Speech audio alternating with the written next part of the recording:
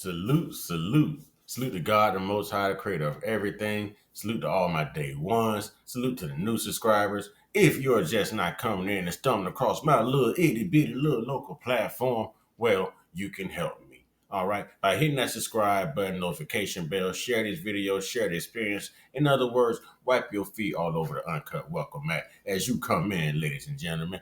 All right. Trolls. Only God and your mama can love you. Last but not least, last but not least, last but certainly not least, I say, and to my la familia, que ora es. Yeah. One time, yeah. I say one time, yeah. I say one time. One time for the Uncut Squad, one time for the Gifted Family, one time for my just sister J Stars putting the spiritual smackdown on her YouTube and TikTok platform. Y'all go check her out and subscribe. That's J Stars with two Z's. And we got to give it up to God, the Most High, the creator of everything, the author and finisher of all of our faith. Two salutes to God. All right. Going in. Man, I seem to be upsetting a lot of people, man. And I seem to be attracting a lot of race soldiers, all right, from all walks of life, race soldiers, because I'm bringing to light this Caysen Allison case, which definitely proves that there's a double standard here in this country. Now, let me start by saying this before I get into this video. Both subjects, Carmelo Austin, Joe Ramirez, Caysen Allison. All four of them were wrong in their own way. See how easy that is? It has nothing to do with color or ethnicity. It has nothing to do with race or supremacy. See how easy that is? Because I'm an unbiased type of guy. You see what I'm saying? It's right and wrong. God is going to judge us by our sins, not by our color, ladies and gentlemen. We're going to be persecuted by our sins, not by our colors, ladies and gentlemen. All right. There's no favoritism, so there shouldn't be any favoritism here in America. All right, let's get into this video. I'm going to push the narrative because I seem to be attracting lots of race soldiers. All right. Not good hearted, conscious Americans who's unbiased like I am, without prejudice. I seem to be attacking the very ones who are, well, let's just get into it. Our top news story today, the lead detective from the investigation of a Belton High stabbing returned to the stand today in the murder trial of Caysen Allison. Allison is accused of stabbing classmate Joe Ramirez nearly 3 years ago. Our Sydney Walker is in the courtroom right now. Here's what she tells us. Jean Cole, the primary detective in the case, was on the stand for almost 5 hours today, facing tough questions about the quality of his investigation. During cross-examination, the defense played the full over an hour-long video of Belton PD's questioning of Caysen Allison.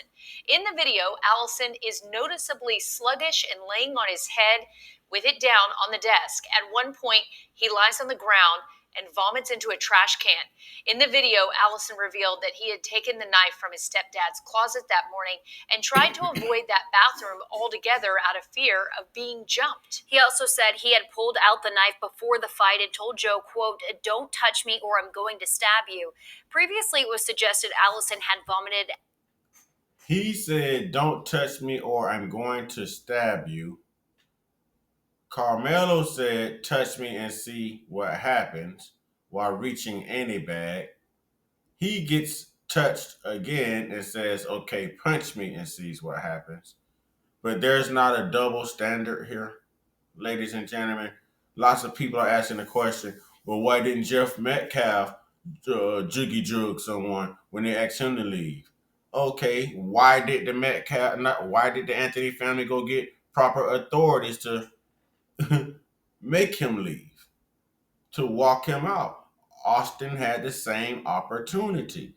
A lot of y'all saying that Carmelo should have just left. Had the Anthony family not gone and got authorities during that interview, do y'all think Jeff would have just left because the Anthony family was requesting that they leave or asking them to leave? Did the Anthony family put their hands on Mr. Metcalf? I applaud Mr. Metcalf. It's not like he wasn't there to start. He wasn't there to start any trouble. No. But no one invaded his interviews, his ex-wife's interviews, Hunter's interviews. The Anthony family didn't show up. There is a double standard that exists whether we like it or not, but I love everyone. I am very unbiased, very unbiased, but I have nothing to prove. I'm going to stand 10 toes down on the truth, and the truth needs to be revealed. Let's ride. After seeing a photo of the murder weapon, but in questioning with detectives, a photo of the black folding knife was never shown to him. Only another suspected weapon that Allison told them was not the correct one. The defense then pushed back on the treatment of Allison during questioning, asking why they continued to ask him these questions while he was ill. Why Detective Cole told Allison this doesn't mean anything before reading Miranda rights, and why EMS was not called sooner. After Allison was taken to the emergency room, he then received a CT scan to check for a brain bleed. The scan revealed that Allison had a closed head injury. The detective's overall investigation then came into question, and it was revealed Cole has been disciplined before for failing to investigate relevant parts of an investigation. Now, to each his own, but I'm going to create a narrative here. They said he had a closed head injury. It is also said that he left school that morning and also jumped on a family member. When did he retain this closed head injury?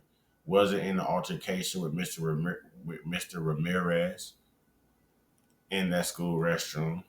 Or was it at home with whoever he got into his altercation with after his altercation with Mr. Ramirez earlier that morning in school? Just something to think about. Cole answered many questions regarding why he didn't look into threats against Allison and his family, didn't view security footage, or obtained phones from witnesses at the scenes. Well, Cole graded his overall investigation with a B-, saying there are things he should have done differently. When the defense asked if self-defense could be ruled out, he replied, no. Well, 6 News reporter Sydney Walker is in court as we speak. She'll have more information for us tonight on 6 News at 6. Listen, I can't front now. Caysen Allison has a very slick defense attorney. He's asking all the right questions, and there's definitely room for Caysen Allison to get out of this. All right. Just with the whole Miranda rights thing and, him not securing everyone's cell phone and footage, kind of like how they did in the Carmelo Anthony case. I mean, like it or not, there's room here. But my take on this is this sets precedence for the Carmelo Anthony case. And this guy, Jiggy Jug, Mr. Ramirez, 4 times. 4 times. 4. Even twice while Mr. Ramirez was attempting to retreat. I can't argue with the autopsy results. Go look it up, ladies and gentlemen. Go look it up.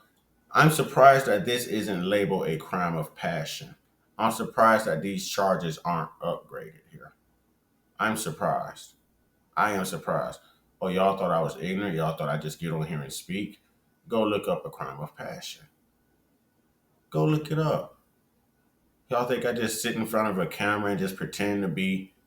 Come on, man. I put this work in, man. All of us can't be dumb. But real talk, no matter how much we want to sit here and rant and rave and try to buy into this race baiting race war that the public wants to create, this isn't what it is. It's a simple case of right and wrong. It's a simple case of right and wrong, and why is one being treated differently from the other. If one is guilty, the other one's guilty. If one is innocent, maybe the other one is innocent. This case just sets precedence, and they're hiding this case for a reason. For a reason. They're putting this Carmelo Anthony, Austin Metcalf case out here and polarizing it like that for a reason. For a reason. And only sound-minded, conscious, God-fearing, loving Americans will understand the words that are coming out of my mouth. But the race soldiers will make it known. The race soldiers will make it known. They can't even admit that Austin put his hands on Carmelo. They can't admit that. But the first thing that they noticed in the video with Caysen Allison was Mr. Joe Ramirez swung first. made contact first. Why does it matter? Everyone is saying meet force with force. You tell me, if you swell up at a police officer and you look like you're going to be a physical threat, are they going to meet your force, your words, with words in return? Or are they going to meet your force with a stun gun, a taser, you know what I'm saying? Or come on, a gun, possibly. Possibly. Let's not forget now, a pot of boiling hot water.